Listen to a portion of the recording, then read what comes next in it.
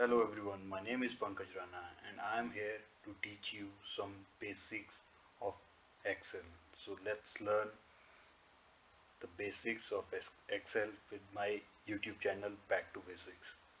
So आज मैं आपको ये बताऊंगा कि फॉर एग्जांपल आपके पास एक डाटा सेट है जैसे कि शीट में दिखाया जा रहा है यहाँ पे।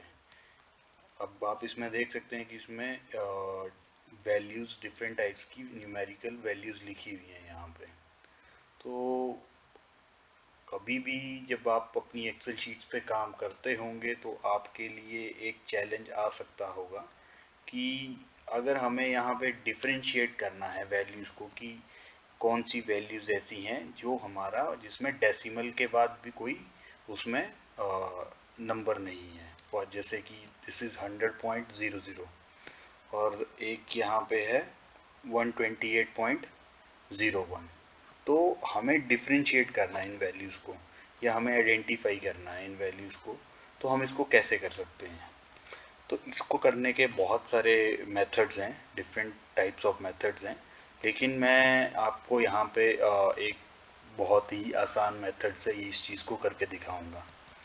तो इसको शुरू करते हैं। फर्स्ट ऑफ ऑल आपको क्या करना है, जैसे मैं इस कॉलम को एक नाम दे देता हूँ, कोई भी स्टेटस, ठीक है। तो अब हमारे पास इसको करने के लिए एक कमांड है जिसको हम बोलेंगे ट्रंक। जैसे कि इसको अब इज इक्वल टू कोई भी फॉर्मूला एक्सेल के किसी भी सेल में लगाने के लिए हमें इक्वल टू का यूज़ करना पड़ता है। एंड देन TRU, ये आप देखिए इसमें TRUNC करके एक कमांड आ रही है। तो मैंने यहाँ पे टैब को यूज़ किया, ये ऑटोमेटिकली फॉर्मूला जो है यहाँ पे आ गया। अब मैंने क्या किया कि इसमें इस सेल को सिलेक्ट किया, जिस सेल को मुझे ट्रंक करना है, ट्रंकेट करना है, हमें उस सेल को सिलेक्ट करना पड़ता है। तो मैंने इसको सिलेक्ट किया और यहाँ पे ब्रैकेट को क्लोज किया। तो ये देखिए ये 100 है तो यहाँ पे ये 100 ही इसको दिखा रहा है। अगर मैं इस फॉर्मूला को इस पूरी की पूरी शीट में या इस पूरे के पूरे इसके फ्रंट में एकदम अप्लाई करता हूँ तो आप यहाँ पे देखेंगे कि यहाँ पे 128.01 है और यहाँ पे इसका 128.00 हो गया। ठीक है गाइस, तो फिर भी इसमें हमें इसको फर्दर ढूंढना है तो हमें काफ़ी ज़्यादा प्रॉब्लमेटिक हो सकती है। जैसा कि इसमें आप देख सकते हैं ये सिर्फ 158 डाटा सेट्स हैं या 158 सेल्स में हमारा डाटा फिल है। अगर आप ये मान के चलिए कि ये मेरा डाटा यहाँ तक फिल होता है इस लास्ट कॉलम तक, तो कितनी बड़ी प्रॉब्लम होती है अगर मुझे इन चीज़ों को आइडेंटिफाई करना पड़ता अपनी शीट में कि कौन सी वैल्यूज़ हैं जो हमारी पॉइंट्स में हैं।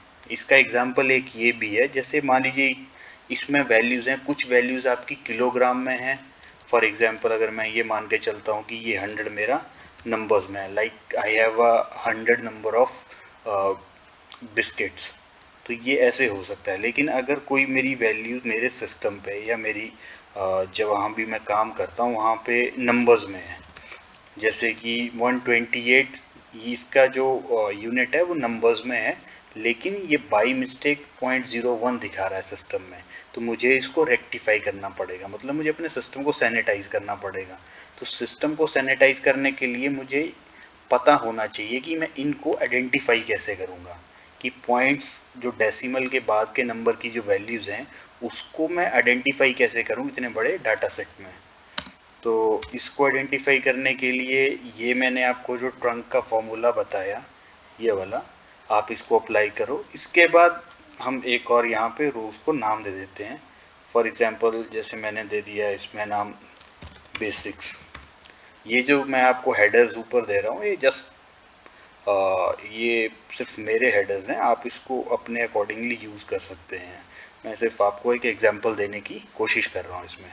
अब देखिए मेरे पास वैल्यूज़ हैं, मैंने इनको ट्रंक कर दिया यहाँ पे, मतलब डेसिमल को ट्रंक जब हमने किया तो डेसिमल को कंसीडर नहीं किया सिस्टम ने, एक्सेल ने, और जो हमारी वैल्यू है, जो कंप्लीट वैल्यू है डेसिमल से पहले की, जैसे कि 100 है इस केस में, उसको उसने कंसीडर किया, और इस केस में 128 को कंसीडर किया, 0.01 को नहीं किया। तो अब हम क्या कर सकते हैं, इसमें एक सिंपल फॉर्मूला माइनस का लगा सकते हैं। इससे हम अगर मान लीजिए इसको माइनस कर दें तो ज़ीरो आ गया। अब जिस केस में मेरे पास यहाँ पे डेसिमल में पॉइंट्स होगा या डेसिमल में कोई नंबर होगा तो वहाँ पे वो कभी भी 0 नहीं देगा। तो जैसे ये देखिए आप, अब इसमें आप ये देख सकते हैं 132.45 है, तो ये मेरा 0.45 आ गया यहाँ पे। तो ये मेरा इसने डेसिमल में नहीं दिया। ठीक है गाइस, अब मान लो इसको मुझे फर्दर और चेक करना है, आइडेंटिफाई करना है, तो मैं इसमें आप देख सकते हैं मैंने इसमें एक शॉर्टकट मेथड से फ़िल्टर का ऑप्शन लगाया और मैंने यहाँ पे जिनके आगे ज़ीरो है, क्योंकि जो ज़ीरो है मतलब उसमें हमारे जो है डेसिमल में वैल्यू है ही नहीं, तो इस ज़ीरो को मैंने यहाँ से हटा दिया। और ये तो आप देख सकते हैं कि ये सारी की सारी वैल्यूज़ जो है मेरी जो डेसिमल वाली है वो यहाँ पे आ गई हैं। तो इस तरह से मैंने डेसिमल वैल्यूज़ को आइडेंटिफाई कर दिया। मुझे अगर ये डेसिमल की वैल्यूज़ को अलग करके निकालना है तो मैं इसको कॉपी पेस्ट करके एक अलग शीट के ऊपर पेस्ट कर सकता हूँ और वहाँ पे ये मेरी डेसिमल वैल्यू वाली वैल्यूज़ जो हैं अलग से हो जाएंगी। फिर फर्दर मुझे इसके ऊपर अगर कुछ और सीखना है, कुछ और पता करना है, वो मैं कर सकता हूँ आसानी से वर्किंग।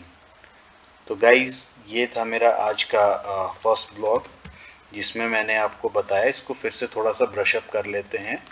अगर मेरे पास कोई वैल्यूज़ हैं जो डेसिमल्स में हैं, जैसे कि आप इसमें देख सकते हैं 132.45, तो ऐसा मेरे पास डाटा सेट है जिसमें डेसिमल के बाद भी उसमें नंबर हैं और ऐसी हैं जो कंप्लीट वैल्यूज़ हैं जो डेसिमल में नहीं है। तो मुझे अगर डिफरेंशिएट करना है, मुझे पता करना है कि डेसिमल वाली वैल्यूज़ कौन कौन सी हैं जब मेरे पास एक लार्ज सेट ऑफ डाटा है, तो वो कैसे कर सकते हैं। ये मेरे पास वैल्यूज़ हैं इस कॉलम में। मैंने क्या किया, यहाँ पे ट्रंक का फॉर्मूला अप्लाई किया। आप देख सकते हैं ऊपर यहाँ पे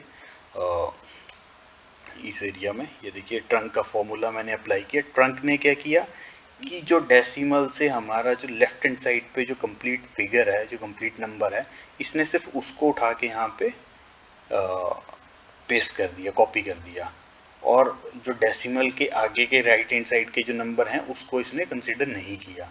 तो इससे क्या हुआ कि सारे के सारे नंबर मेरे यहाँ पे आ गए ट्रंक करके। अब जिसमें डेसिमल के बाद कोई वैल्यू नहीं है, वो वैल्यू और जो स्टेटस में फॉर्मूला अप्लाई करने के बाद आई वो दोनों सेम है यहाँ पे।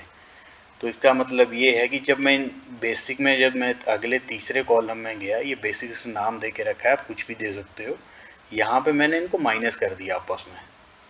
तो जब मैंने माइनस किया तो मेरे ये ज़ीरो हो गए। तो एक्चुअल में क्या हुआ कि जहाँ पे पॉइंट्स में डिफरेंस था, जैसे कि आप देख सकते हैं 132.45 और यहाँ पे 132 आया, तो ये पॉइंट्स का डिफरेंस जो था ये हमारा यहाँ पे अलग से दिखने लग गया। और जहाँ पे पॉइंट्स के डिफरेंस नहीं है वहाँ पे आप देख सकते हो ये 0 ही है।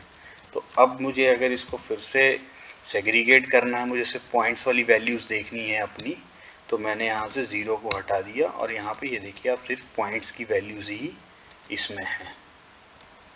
तो ऐसे को हम लोग इन वैल्यूज़ को सेग्रीगेट कर सकते हैं पूरी की पूरी शीट में। तो गाइस आई होप ये आपके लिए एक यूज़फुल टूल रहेगा, क्योंकि फ्रेंकली स्पीकिंग इवन मैं अपने प्रोफेशनल करियर में भी इसको काफ़ी यूज़ करता हूँ day to day basis, excel के ऊपर काम करते टाइम पे। तो आप भी इसको यूज़ कर सकते हैं और अपने काम करने के तरीके को और आसान और बेहतर एक्सेल के ऊपर बना सकते हैं।